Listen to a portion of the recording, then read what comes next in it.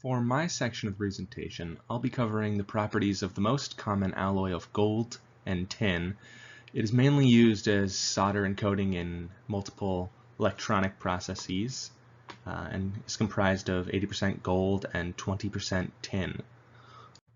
Here we have the experimental data from tests on foil made from the alloy at various temperatures, though we'll be using room temperature for all of our numbers.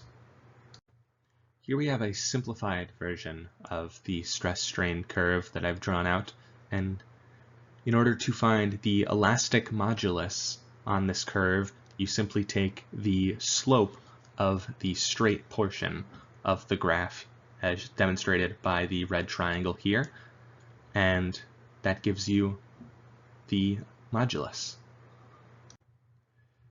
Here you see the two yield points of the curve, both the experimental, where the curve goes from a straight line into a curved line, shown by the blue point near the end of the graph, as well as the engineering estimate, as demonstrated by the red line that is offset by 0.2%, and where it meets the line is the estimated practical point.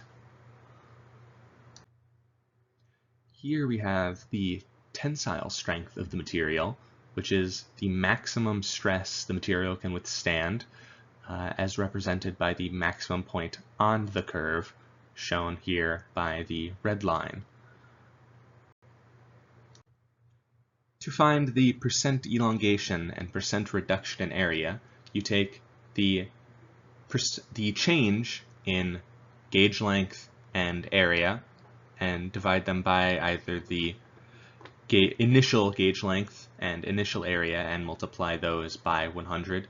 Unfortunately, the data points for our alloy weren't readily available online, but should they have been, this is how they would have been used to find these percentages. The resilience of the material, or its ability to store energy in its elastic region, is demonstrated by the area under the straight line part of the curve.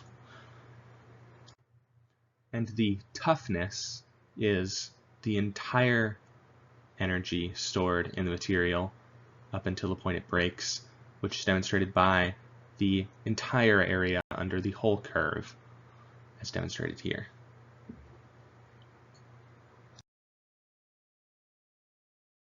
This presentation is all about the mechanical properties of tin when it is subjected to tensile testing. The stress-strain curve shown on the left was very hard to locate. This image was recreated to be better utilized in the later slides within this presentation. The elastic modulus is the same as Hooke's law. It tells us how much force is needed to stretch a material by a specific amount. It is a linear relation between force and distance. To calculate it, you must look at the rise over the run of the stress-strain curve. In this case, it was about 9.3 gigapascals. The yield point is found by taking that same rise over run slope, but offsetting it by a 0.2% elongation. The new line will cross with where it is generally accepted to be transitioning from elastic to plastic deformation. The tensile strength is the most simple value to find. It is the highest stress that the test piece is able to endure. In this case, it is about 390 megapascals. Percent elongation is rather trivial to find. If the test piece is not stressed past elastic deformation, it will return to its original length. Under plastic deformation, it will be permanently deformed and elongated. In this case, the material was stressed and elongated, but it only returned to being 3% longer than it initially was. Material resilience is a measure of its ability to elastically absorb energy. It can be found by taking the area under the curve in the elastic region of the stress-strain chart. More simply, it is the area of a triangle that falls in the elastic region of the image. The toughness is the total energy the material can absorb before failure.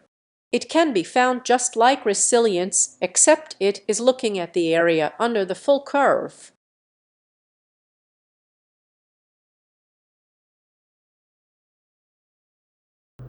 Got toughness given by the area underneath the curve between the point of failure down to 0.007 epsilon. We're doing tensile strength, not at room temperature, but at 100 degrees Celsius for visual purposes. So if you just find the top of the curve and take over to your Y, you get about 290 megapascal for tensile strength.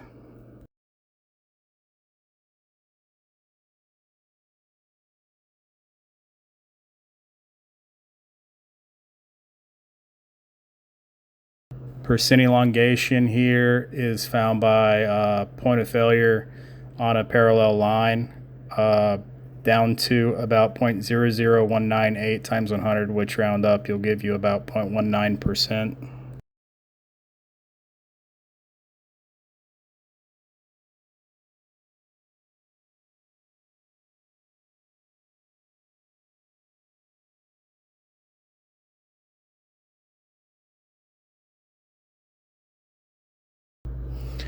This is resilience, straight from the book. Incorporate Hooke's law after the initial formula to give you the area under the curve for resilience.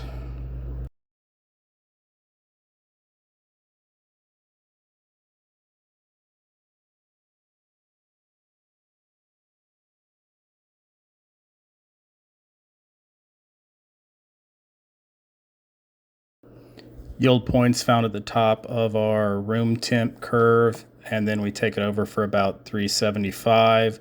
There's a difference between this and the most frequently found amount online, which is 30 megapascal. I was going to note that in case there's any sort of an error.